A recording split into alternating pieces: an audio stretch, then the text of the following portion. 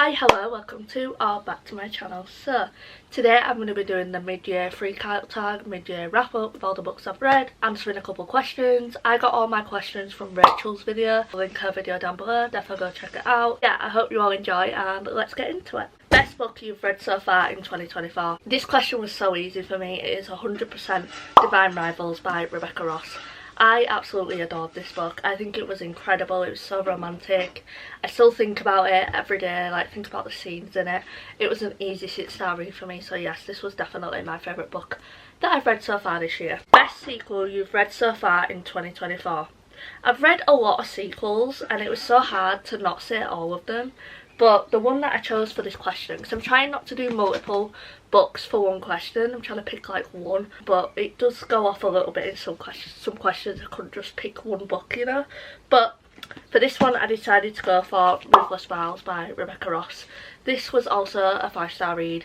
In my video that I uploaded, I did say that it wasn't a 6-star read, but it probably actually is. I feel like both these books were just phenomenal, and this was an incredible sequel to me. I thought it was so good. Like I said in the video that I did where I read this, I feel like the way Rebecca Ross did it, like in the first one it was about the romance, it was about building a connection with the characters, and then in this one it's the politics and being scared for the characters. I feel like she did it in such a smart way, because I felt so connected to them in this book and I was so worried for them, and I just loved all the angst and stuff that came with this book.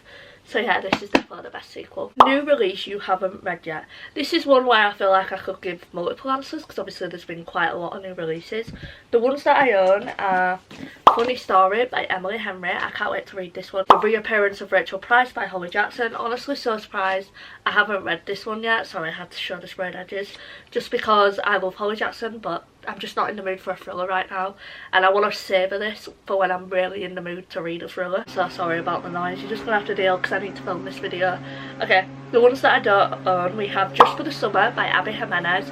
I'm hoping when I go on holiday on Wednesday, when I'm at the airport, I can find this book because I really want to get it. And then The Paradise Problem by Christine Lauren. This is another one I hope I can find in the airport because you get really good deals. I just feel like they're the perfect summer books, you know. Really want to read both of those. Most anticipated release for the second half of the year. Obviously I have to say Reckless by Lauren Roberts. That is like the obvious answer. Like everyone's been... That lawnmower is so loud, I'm so sorry, but everyone has been so excited for this book, including myself. So excited. Nervous though, I hope Lauren Roberts does as well with that book. Daydream by Hannah Grace. Again, another obvious one. I have been waiting for Henry's story. I cannot wait to read his story. Then we have Nothing Like the Movies by Lynn Painter. I am so scared for this book. I hope she's not going to ruin Liz and Wes. Like, I would be so sad. But I trust Lynn Painter and I think she's going to do as good. But there's been hints that they break up in it and I'm just not... I don't want that to happen. Please no. Like, please, I hope that's not true. Biggest surprise this year. I'm going to have to go with Wayward by Emily Hart, because I wasn't expecting to love this because it's a historical fiction. But I ended up giving it a 4-star. So... obviously a big surprise for me because it's not usually my genre, and I was just shocked that I could enjoy a book that doesn't have really any romance in it, but I just loved the story in here. I loved where the story went and I just think it was such an interesting book. It Ends With Us by Colleen Hoover. I thought I would probably hate this because of all the hate that it gets, but I actually really enjoyed the story. I think it's such an impactful and beautiful story, and I don't understand the hate. Biggest disappointment. One Last Shot by Betty Coyote. I just put so many expectations on this book because I thought I was going to love it, because the synopsis was giving everything that I wanted, but it just fell flat for me, which was really annoying. And I absolutely loved this edition as well, and I wish I loved what was inside it as well, but I just didn't. I gave it a 3.5, so it wasn't like the worst book in the world, but I was expecting more from it, you know. Legends and Letters by Travis Baldree. Another book I thought I was going to absolutely love, and I didn't really love it. I liked it, I thought it was cute, but it wasn't anything special for me. Favourite new author. First up we have Rebecca Ross, obviously, because I gave both these 5 stars. Cannot wait to see what else she comes out with. Lauren Roberts. I couldn't just give one answer for this, you know, but Lauren Roberts is also one of my new all-time favourite authors. Still can't believe this was a debut. And this was a 5-star. This is a tiny novella and it was a 4-star. She is just honestly amazing. I love her books. Newest fictional crush. Book boyfriend wise, I would have to say Russ Callahan from Wildfire. He's just literally everything. Like, he's such a good book boyfriend. He's like super caring. He's very reassuring. He listens to Aurora in this book. Like, he's truly just amazing, and he's definitely like one of my favourite book boyfriends. But going off of like crush, like, gives me the butterflies like Russ does, but like, you know, fantasy books do it best. And I had to involve Kai, because this man, he had me literally like screaming, giggling, going crazy. I loved him and Payden together. Like, yeah, I had to say Kai, because he is also one of the best book boyfriends. Two very different bookish men, but I love both. I love a sweet guy, a morally grey guy. Like, I love anything really, but I had to say these two. Book that made you cry. I think the book that's made me cry the most is probably Powerless, because that ending, I was in tears. It's in one of my videos. I was literally a mess. Like, it had me crying so much. It made me sad. So yeah, definitely this one, because that ending was heartbreaking. Book that made you happy. Wildfire. Obviously this one had me just, it was the cutest thing ever. I was smiling from front to back.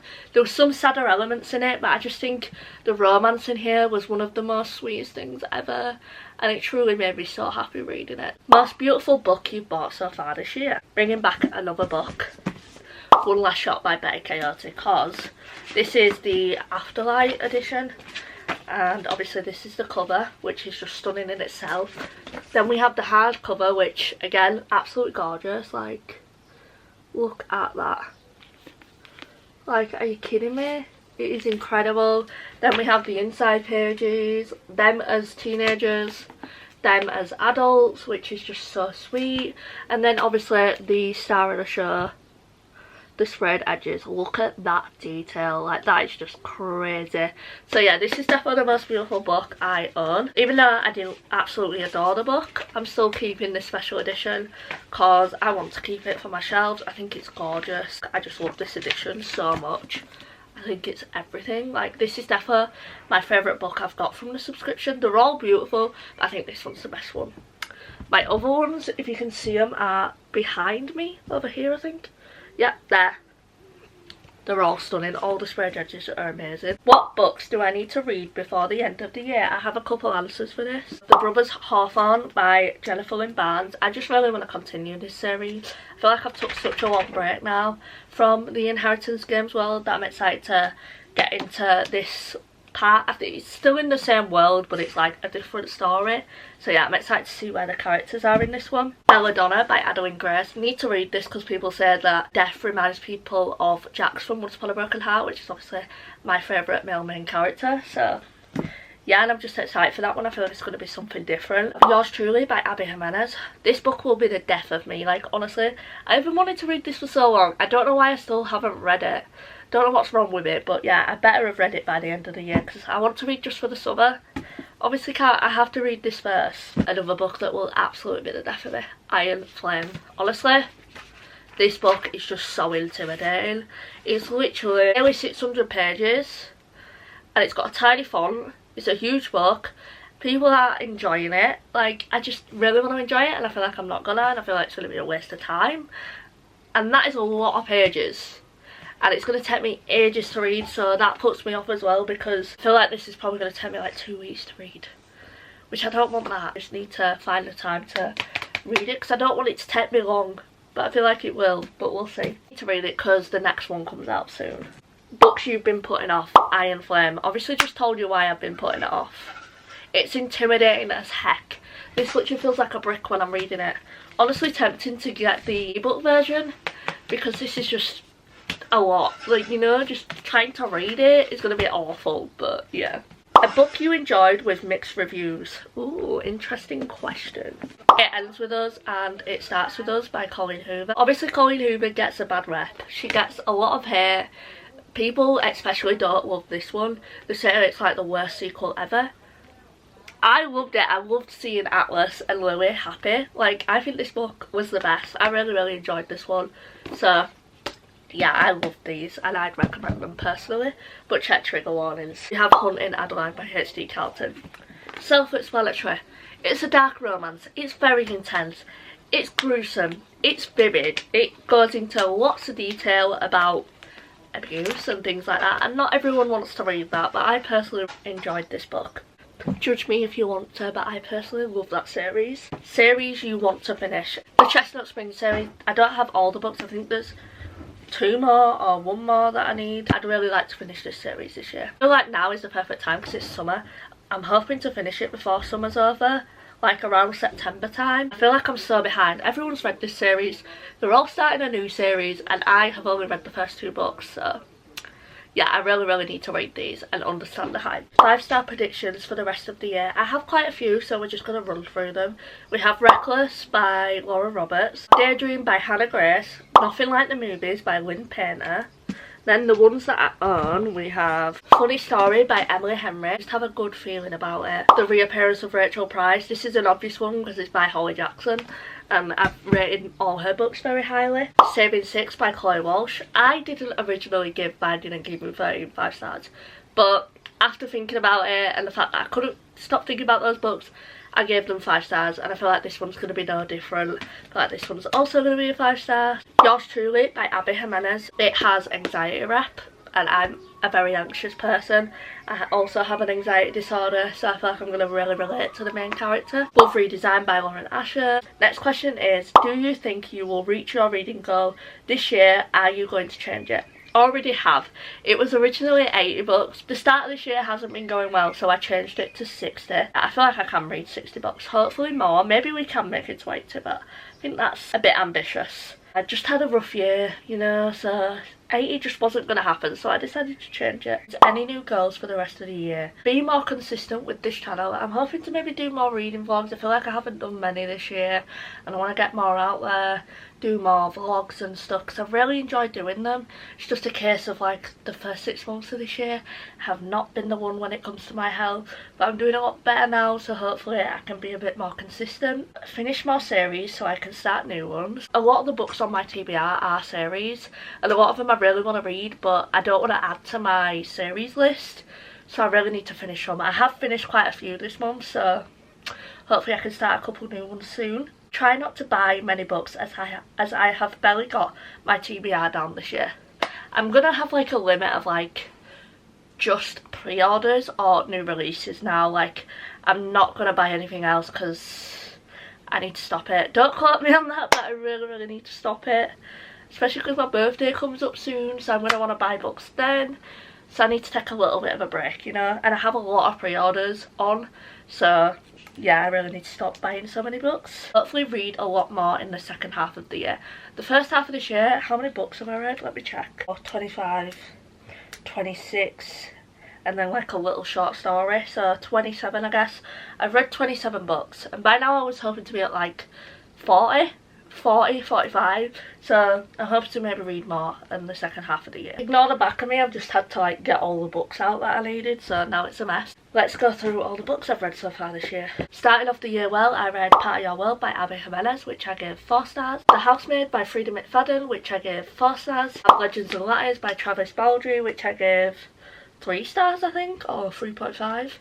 And then also the little novella at the end called Pages to Fill, which I gave 2 stars. Twisted Lies by Anna Huang, which I gave 5 stars. Betting on You by Lynn Painter, which I gave 4 stars. Divine Rivals, Ruthless Vows by Rebecca Ross, which I gave both of these 5 stars. Powerless by Lauren Roberts, which I gave 5 stars. Powerful by Lauren Roberts, which I gave 4 stars. Caraval by Stephanie Garber, which I gave 3.75 stars. If Only I Had Told Her by Laura Nolan, which I gave 3.75 stars. Hunting Adeline by H.D. Carlton, which I gave 4 stars. Love on the Brain by Ali Hazelwood, which I gave 4 stars. Practice Makes Perfect by Sarah Adams, which I gave 3.5 stars.